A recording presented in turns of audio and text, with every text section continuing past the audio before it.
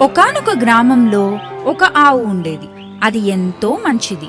ఒకరోజు అది మేత కోసం అడవికి వెళ్ళింది. అడవిలో అది ఒంటరిగా మేత మేస్తుండగా పులి చూసి దానిపై దూకడానికి సిద్ధమైంది. ఇక పంజా విసురుతుందనగా పులితో ఆవు ఇలా అంది. పులిరాజా, ఒక్క క్షణం ఆగండి. శాంతంగా నా మాట వినండి. ఏం చెప్పాలనుకుంటున్నావో త్వరగా చెప్పు. ఇంటి దగ్గర నాకు ఒక బిడ్డ ఉన్నది. అది ఇంకా లోకం పోకడ తెలియని అమాయకపు లేగదూడ. నీవు దయతలిస్తే నా బిడ్డకు కడుపు నిండా పాలిచ్చి వస్తాను. ఆ తర్వాత నన్ను తిను. ఇంటికి వెళ్ళి బిడ్డకు పాలిచ్చి వస్తావా?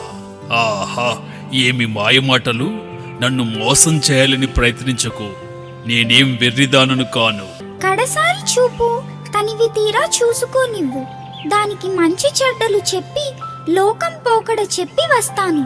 నీకు ఆహారం అవుతాను అని ఆవు నిజాయితీగా నమ్మకంతో చెప్పింది. సరే, త్వరగా వెళ్ళిరా అని పులి గంభీరంగా పలికింది.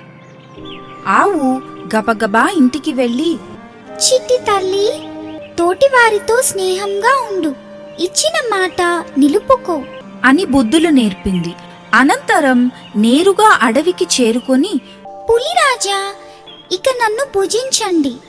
నీ ప్రాణాల కంటే ఇచ్చిన మాట ముఖ్యమనుకున్న నీవు ఎంతో గొప్పదానవు. నిన్ను చంపితే మహాపాపం చుట్టుకుంటుంది.